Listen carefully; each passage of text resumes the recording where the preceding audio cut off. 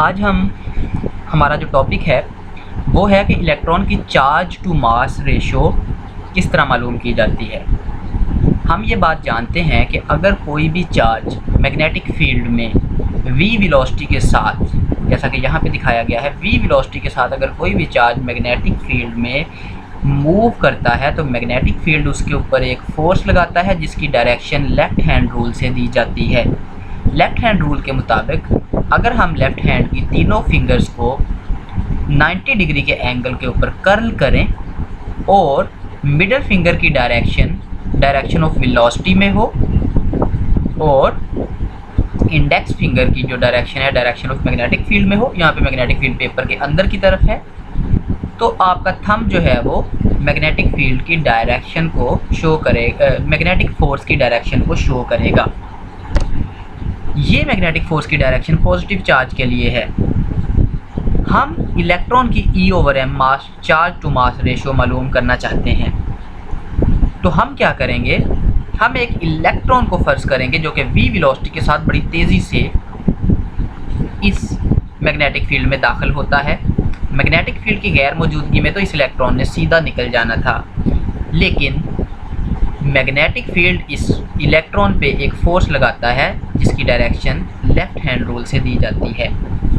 Positive charge के लिए ये डायरेक्शन ऊपर की जानब निकलती है, तो नेगेटिव चार्ज यानी कि इलेक्ट्रॉन पे उसके ऑपोजिट फोर्स लगेगी जो कि डाउनवर्ड होगी। इस बात का जिक्र हम पिछली वीडियोस में करते आए हैं। अगर आपको ये टॉपिक में कोई कन्फ्यूजन है तो आप पिछली वीडियोस जो है वो ज़रूर देख लीजिए, जिसमें हमने force on moving charge in magnetic field के बारे में पढ़ा था।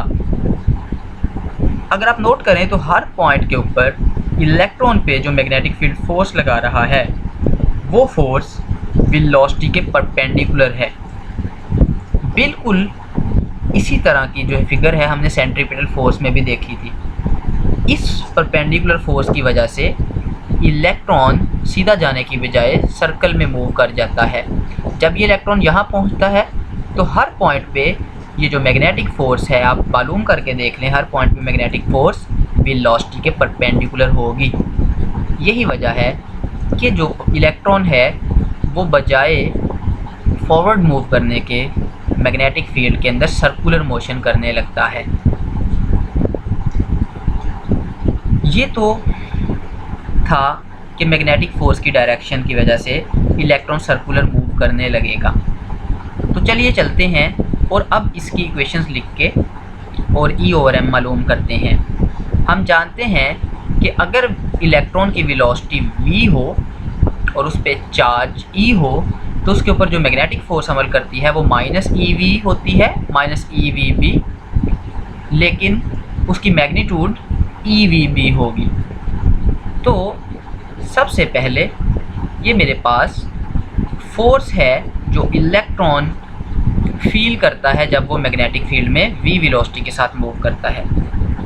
लेकिन यहाँ पे इस केस में ये मैग्नेटिक फोर्स तो सेंट्रीपिटल फोर्स का काम कर रही है, और सेंट्रीपिटल फोर्स का फार्मूला होता है mv²/r, जहाँ पे r इस सर्कल का रेडियस होगा जो सर्कुलर पाथ इलेक्ट्रॉन ने अडॉप्ट किया है। तो हम सेंट्रीपिटल फोर्स का फार्मूला लिखते हैं, ये इलेक्ट्रॉन के लिए जो है वो मैग्नेटिक फोर्स है, हम सेंट्रीपिटल फोर्स का फार्मूला लिखते हैं जो कि होता है mv²/r। क्योंकि ये सेंट्रीपिटल फोर्स इस मैग्नेटिक फोर्स ने ही दी है, ये मैग्नेटिक फोर्स ही यहाँ पे सेंट्रीपिटल फोर्स का काम कर रही है, इस वजह से हम इन दोनों फोर्सेस को इक्वेट कर सकते हैं। तो जैसा कि हमने इन दोनों फोर्सेस को इक्वेट किया तो हमें यहाँ पे जो है वो एक रिलेशन मिला, EVB = mv²/r। अब अगर हम इन दोनों को इक्वेट करें तो यहाँ पे v² से कैंसिल हो जाएगा और ये m इधर डिनोमिनेटर में चला जाएगा और b जो है वो इस साइड पे ले जाएगा। यानी कि अगर हम इन टर्म्स को रीअरेंज करें तो हमें E/m यानी कि इलेक्ट्रॉन की चार्ज टू मास रेशो का एक फार्मूला मिल जाता है। तो इलेक्ट्रॉन की चार्ज टू मास रेशो हमें मिलती है E/m = v/br। हमने जिस स्ट्रेंथ का मैग्नेटिक फील्ड यहाँ पे अप्लाई किया है हम उसकी स्ट्रेंथ जानते होंगे, लेकिन अब सवाल ये है कि v की डायरेक्शन कैसे, v की वैल्यू कैसे मालूम की जाए वेलोसिटी ऑफ इलेक्ट्रॉन की, और radius of the path adopted by the electron ये कैसे मालूम किया जाए। इस चीज़ को मालूम करने के लिए हम एक छोटा सा एक्सपेरिमेंट करते हैं। हम करते ये हैं कि नेक्स्ट स्लाइड में हमने ये दिखाया है कि हम एक जो है वो ट्यूब लेकर उस ट्यूब में लो प्रेशर पे कोई ऐसी गैस भर देते हैं जो करंट के गुजरने से चमकने लगे। जैसा कि हाइड्रोजन एक ऐसी गैस है जब इसमें इलेक्ट्रॉन गुजरते हैं और जहाँ जहाँ से इलेक्ट्रॉन गुजरते हैं वहाँ से हाइड्रोजन गैस चमकने लगती है। अगर हम ऐसा कर लें तो हमें इलेक्ट्रॉन्स की मदद से जो सर्कल बनेगा वो नज़र आने लगेगा। तो यहाँ से हम इस सर्कल का जो है वो डायामीटर मालूम कर लेंगे सर्कल का, और डायामीटर से रेडियस की वैल्यू मालूम हो जाएगी। तो ये तो वो एक्सपेरिमेंट है कि हम एक ट्यूब लेते हैं, उस ट्यूब के इर्द गिर्द मैग्नेटिक फील्ड अप्लाई करते हैं और उस ट्यूब में लो प्रेशर हाइड्रोजन गैस भर देते हैं। जब इस ट्यूब में इलेक्ट्रॉन जो है वो किसी इलेक्ट्रोड से जो है वो थ्रो किया जाता है, तो वो इलेक्ट्रॉन जब ये घूमते हैं, यहाँ पे काफ़ी सारे इलेक्ट्रॉन्स हम यहाँ पे जो है वो इंसर्ट करते हैं, तो जब वो इलेक्ट्रॉन यहाँ पे घूमेंगे तो हमें एक विजिबल जो है वो ग्लो चमक नज़र आएगी जो दायरे की शक्ल में होगी, जैसे कि यहाँ पे आपको नज़र आ रही है। तो इससे हम रेडियस मालूम कर लेंगे। तो चलिए जी, रेडियस तो हमने मालूम कर लिया। अब हम चाहते हैं कि वेलोसिटी भी मालूम हो। तो वेलोसिटी मालूम करने के लिए हमें थोड़ा सा मैथ का सहारा लेना पड़ता है। तो चलिए ये स्टार्ट करते हैं। हम जानते हैं कि हम याद रखें कि हम अब इलेक्ट्रॉन की वेलोसिटी मालूम करना चाह रहे हैं कि इलेक्ट्रॉन को कितनी वेलोसिटी से थ्रो करें तो कितने रेडियस का जो है वो सर्कल बनेगा। तो वेलोसिटी की वैल्यू भी हमने वहाँ पे पुट कर दी है। हम जानते हैं कि इलेक्ट्रॉन के पास जो एनर्जी है वो है काइनेटिक एनर्जी, और हमें ये भी पता है इलेक्ट्रिक पोटेंशियल वाली मेरी वीडियो अगर आपने जो है नहीं देखी तो वो ज़रूर देखिएगा। इलेक्ट्रिक पोटेंशियल में मैंने डिटेल से डिस्कस किया है कि इलेक्ट्रिक पोटेंशियल एनर्जी ही होती है, लेकिन वो एक चार्ज की एनर्जी को इलेक्ट्रिक पोटेंशियल कहते हैं। एक चार्ज की एनर्जी, एक कूलम चार्ज की एनर्जी को इलेक्ट्रिक पोटेंशियल कहते हैं। तो यहाँ से एनर्जी किसके बराबर आएगी? फिर एनर्जी बराबर आएगी electric potential multiplied by charge. तो एनर्जी जो कि यहाँ पे काइनेटिक एनर्जी है, तो काइनेटिक एनर्जी बराबर आएगी charge multiplied by electric potential.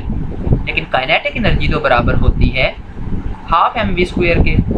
इसका मतलब ये हुआ कि charge multiplied by electric potential और काइनेटिक एनर्जी दोनों को बराबर कर दिया गया। अगर हम टर्म्स को रीअरेंज करें तो v² की वैल्यू मिलेगी 2ve/m, और अगर हम दोनों साइडों का अंडर रूट ले लें तो v की वैल्यू अब हमें मिल गई है जो कि है 2ve/m। बस अब हमने नेक्स्ट जो है वो ये v की वैल्यू इक्वेशन नंबर 1 में जो है वो यहाँ पे पुट करनी है और हमें e/m मिल जाएगा, क्योंकि b हमें मालूम हो गया, r भी हमें मालूम हो गया, v भी अगर हमें मालूम हो जाए तो हम जो है वो बड़े आराम से ये वैल्यू मालूम कर सकते हैं।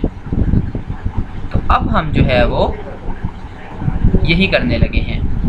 तो ज़रा देखिए कि अब हमने यहाँ पे v की जो वैल्यू मालूम की थी वो इक्वेशन नंबर 1 में पुट करेंगे। इक्वेशन नंबर 1 हमारे पास थी e/m = v/br। v की जगह पे v की वैल्यू दर्ज कर दें तो ये अब आपके पास आएगा 2ve/m/br। इसे रीअरेंज करें तो 2v/br को अलग लिख लिया और e/m के जज़र को साथ में अलग से मल्टीप्लाई कर दिया। अब क्या होगा? अब हम जो है वो चाहते हैं कि हमें e/m मिले। e/m इधर भी आ रहा है, इधर भी आ रहा है, तो ये जज़र को ख़त्म करने के लिए हम दोनों साइडों का स्क्वायर करेंगे नेक्स्ट पेज पे। तो अब हम जो है वो ये मेरे पास जो है रिलेशन आया हुआ है, अब हम इस रिलेशन का स्क्वायर करेंगे। तो ज़रा देखते हैं, स्क्वेयरिंग ऑन बोथ साइड्स। हमने दोनों साइड्स का स्क्वायर किया तो आपके पास आया e²/m² = 2v/b²r² × e/m, क्योंकि यहाँ भी अंडर रूट था जो कि अंडर रूट ख़त्म हो गया। तो ये br अंडर रूट के बाहर था तो ये स्क्वायर हो जाएगा, बाकी सब के अंडर रूट ख़त्म हो जाएंगे, ये भी स्क्वायर हो जाएगा। अगर हम इस e/m को इक्वेशन की दूसरी तरफ ले जाएं तो ये m/e बन जाएगा जैसा कि यहाँ दिखाया, और m² को कैंसिल करेगा और e के स्क्वायर को कैंसिल करेगा तो आपको मिलेगा e/m = 2v/b²r²। ज़रा देखें इस रिलेशन में ना तो वेलोसिटी आ रही है बल्कि हमने पोटेंशियल की वैल्यू जो है वो यहाँ पे आ रही है। कैपिटल V जो है वो पोटेंशियल डिफरेंस को शो करता है, और आपको पता होगा कि आपने कितनी स्ट्रेंथ का मैग्नेटिक फील्ड अप्लाई किया, और आपको ये भी पता होगा कि आपने कितनी स्ट्रेंथ का वोल्टेज अप्लाई किया है, और R की वैल्यू हमने पहली स्लाइड में मालूम कर ली थी।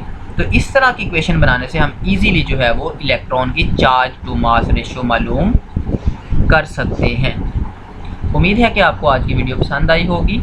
अगली वीडियो के साथ, अगले टॉपिक के साथ हाज़िर होंगे। अल्लाह हाफ़िज़।